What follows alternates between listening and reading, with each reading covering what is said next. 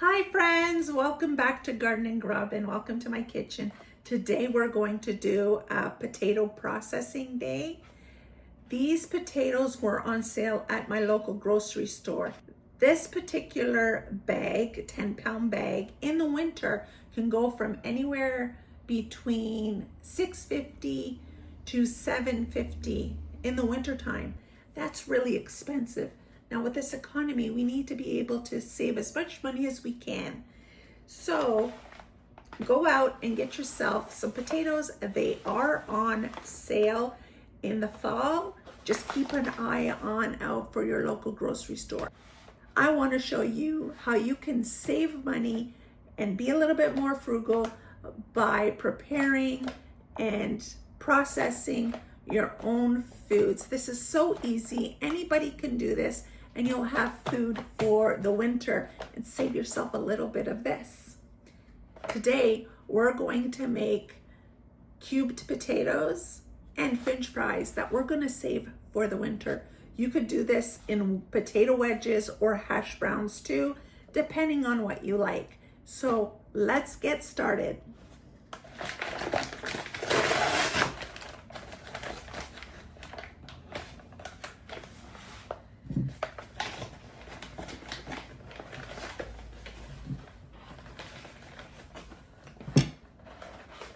If you were to buy French fries at the store, to get 10 pounds worth would cost you a lot more than purchasing a bag of potatoes and doing it yourself. I'm going to show you how it's done. We're going to do French fries and hash browns today. Feel free to do potato wedges or shredded hash brown potatoes or the little cubed potatoes, but I'm going to do the big, they call them Southern style hash browns, the larger cubes, and French fries. And we're gonna save them for the winter. This way we can save a little bit of this because the economy is a little bit expensive right now. We're gonna begin by peeling our potatoes. It's okay, these ones have a little bit of eyes on them. The bags were sitting in my garage for a few days because I just didn't have the capacity to do it. But now that I'm feeling a little bit better and have more energy, we're gonna go ahead and process them. There we go, all peeled. I'm just gonna put the peeled ones right here for now. I like this handy dandy cutter because, peeler I should say, because not only does it peel very well, but it has this loopy thing, and you can get out, for example, bad spots or the eyes with it. So see the eyes? You can just, and it cuts them out perfectly. Got this at the dollar store. I'm gonna go ahead and peel them because I'm sure you don't want to watch me do it. And then we'll be back for the next part. So we peeled the bag of potatoes. They didn't all fit in the plate, so I put them here. We're going to give them a wash, and then we're gonna get cutting. All washed. While we are cutting, we should fill a pot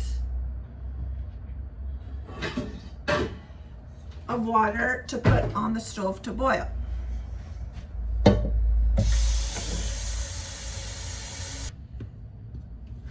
I'm just cutting these into small cubes. I believe in the US they're called Southern hash browns. In Canada, we call them home fries.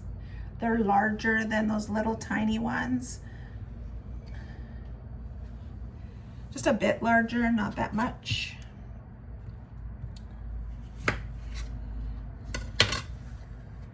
When you cut them, place them in a basin of cold water. That will prevent them from browning.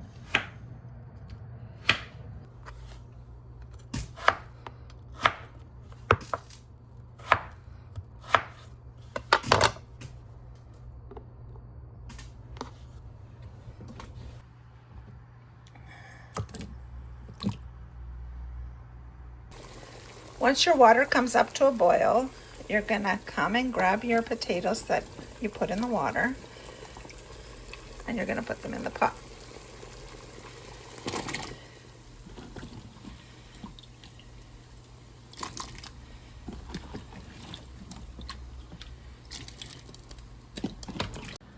Once you put your potatoes in the water, you're gonna notice that it stops boiling.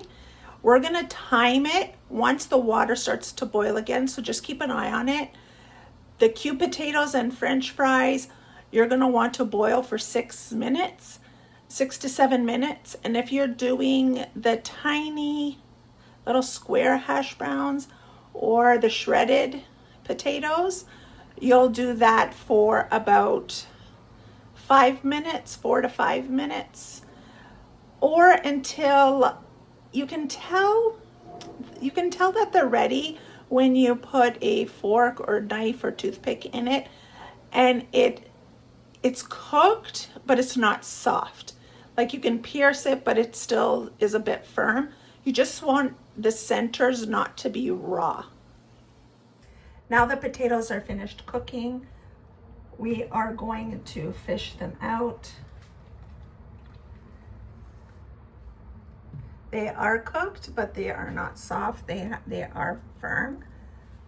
The reason why we want to lay these out is because you want them to cool off to room temperature. You don't want to put them hot in a freezer bag because it will let off steam inside the bag and it will form ice crystals when it freezes, and you'll just get freezer burned potatoes. I'm putting them on a clean towel versus a dishcloth. Because of the water, you want to absorb as much water as possible. They're okay if they're on top of each other, but try to spread them out if you can. Just helps them to cool faster. Now we're just going to let them cool to room temperature, so that way we can bag them up, and then I'll be back at that time.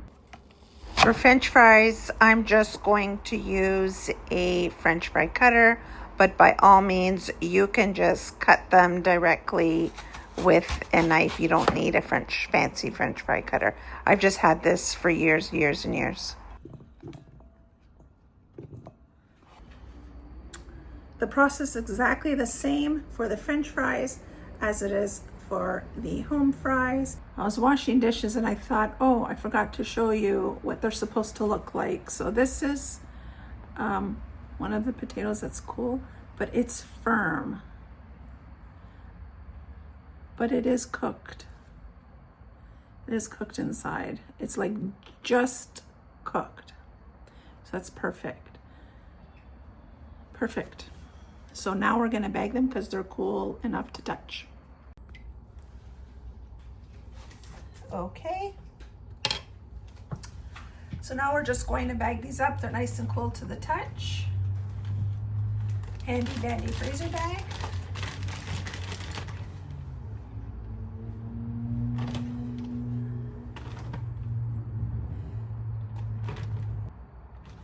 Gonna need a couple bags here because you don't want to overfill them. You don't want to just like pile them all up, because you want to lay them out relatively flat like that in the freezer. I can fit a few more in here.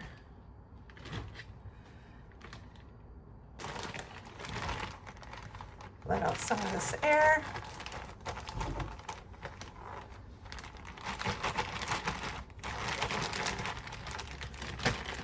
There you go. Potatoes for your freezer. So these are home fries. I'm going to do the same thing and that tomorrow probably. I don't have the energy. My hands hurt already to do this. The other 10 pound. This is not a full 10-pound bag because I've been dipping in the potatoes. But I'm going to do the other 10-pound bag in French fries because we eat those the most. And the other last bag, we're just going to eat fresh out of. And there we go. We have food for the winter. Healthy food, much more healthier than those frozen ones that you get in the store, the frozen French fries and hash browns you get in the store. Just like how we did the other potatoes, I'm gonna take them out to cool. So you're gonna take them out. They're still hot. I don't know if you could tell the steaming. And just to let them cool. And then once they cool off, you can go ahead and bag them. Now they will stick together in after you freeze them, but I will show you how to get them unstuck. Editing Marianne here. I just wanted to show you, this is what the frozen potatoes look like. They will form into a clump, but it is very easy to break apart. I just smack it.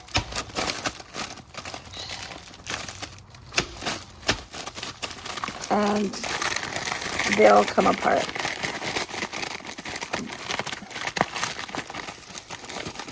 Just gonna open to show you.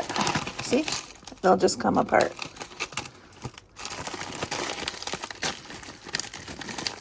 It's easier to do once they're frozen. So that's it. I just wanted to show you. They will come into a clump, but they're easily able to be broken. Thank you for spending time with me today, friends, in my kitchen while we preserve potatoes together. I do hope you give this a try and see if you like it. Maybe just get a few potatoes and do it, maybe a dinner's worth, and try it and then see if something that you like. And then that way next year you can keep an eye out for those fall sales and you could freeze a whole 10-pound bag. You're always welcome in my kitchen, friends. Take care. I'll see you next time. Bye. Mwah.